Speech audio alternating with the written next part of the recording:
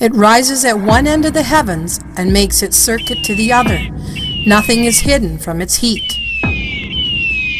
The Sun, at a distance of 150 million kilometers, is no larger than the Moon, as seen from the Earth. Yet this star is the largest of all the bodies in the solar system. The Sun is an amazing 108 times the size of the Earth in diameter. If one were to fill the Sun with Earth-sized balls, it could hold over 1 million Earths inside of it. The mind is numbed when trying to comprehend the numbers. They seem almost meaningless because they are beyond the realm of our experience. The white patches modeling the Sun's disk are flares. The activity and overall brightness of the Sun has definite effects on the Earth, its climate, and the weather. Sometimes there are huge violent eruptions, flares from active regions on the solar surface. In just a few seconds, tremendous amounts of energy are released. Gas is hurled into space at high velocities. The Sun is a scene of intense activity with many events taking place. Around the rim of the Sun, prominences reach outward, expending tremendous amounts of energy. Dark lines on the surface of the Sun are also solar prominences. The longest line on the disk is about 35 Earth diameters, or 365,000 kilometers long.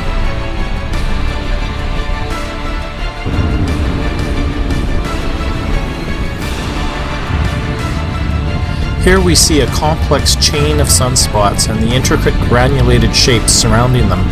Sunspots, which are actually very hot, appear dark only in contrast to the brighter surrounding photosphere. The Sun itself is a hot ball of mostly hydrogen gas heated to temperatures at the surface of around 6,000 degrees Celsius. The solar core in the Sun's center is incredibly hot. Its temperature probably exceeds 15 million degrees Celsius. Despite the Sun's enormous size, it has been placed at just the right distance from the Earth so as to allow life to flourish upon the surface of our planet. During a solar flare, the Sun may eject millions of tons of material out into space. Some of this comes towards the Earth and hits our atmosphere, causing the gases in the atmosphere to release light. The aurora that are created are colorful, wispy, moving curtains of light that slowly dance and shimmer in our night sky. In reality, the Earth's atmosphere and magnetic field is protecting us from radiation that would otherwise have been deadly to life on our world.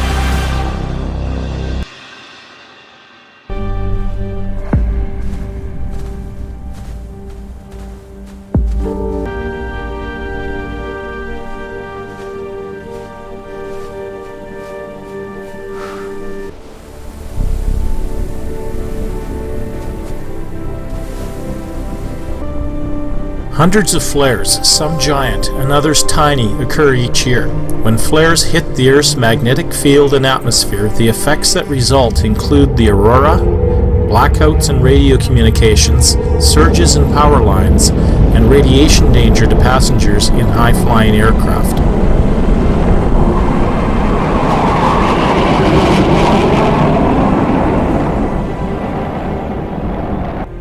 God's control over the realm of nature is dramatically seen in the book of Joshua. On the day the Lord gave the Amorites over to Israel, Joshua said to the Lord in the presence of Israel, O sun, stand still over Gibeon. O moon, over the valley of Ajalon. So the sun stood still and the moon stopped, till the nation avenged itself on its enemies, as it is written in the book of Jasher. The sun stopped in the middle of the sky and delayed going down about a full day. There has never been a day like it before or since, a day when the Lord listened to a man. What awesome power would have been required to stop the sun and moon in their tracks during their daily journey across the sky? God would have had to stop the Earth from spinning on its axis for almost 24 hours, and then start it spinning again. Yet the power which God has at his disposal is far greater than this, greater than our minds can comprehend, as we will discover as we examine more and more of God's creation. We are soberly reminded in the book of Revelation that it is God who controls the dependability of our sun. The angel poured out his bowl on the sun, and the sun was given power to scorch people with fire. They were seared by the intense heat, and they cursed the name of God, who had control over these plagues, but they refused to repent and glorify him. Yearly, the moon passes between the earth and the sun in such a way that the entire disk of the sun is covered from view at some location on the earth. This is called a total eclipse of the sun. It is food for thought that the moon is just the right size and distance from the earth that it almost perfectly masks the sun's disk. This is truly one of God's seals on his creation, something that is almost beyond the realm of chance. During such an eclipse, the outer layer of the sun's atmosphere can be seen. This is called the corona.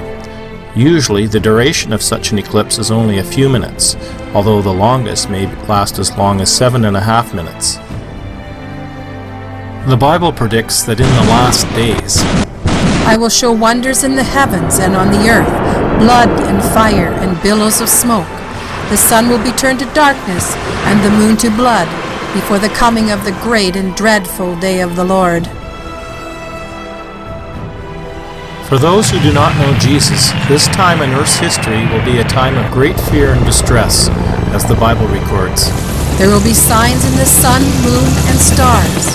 On the earth, nations will be in anguish and perplexity at the roaring and tossing of the sea.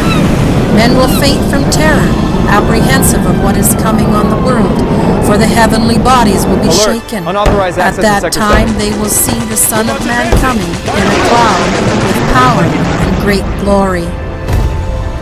But in those days following that distress, the sun will be darkened and the moon will not give its light. The stars will fall from the sky, and the heavenly bodies will be shaken. At that time men will see the Son of Man coming in clouds with great power and glory. And he will send his angels and gather his elect from the four winds, from the ends of the earth to the ends of the heavens.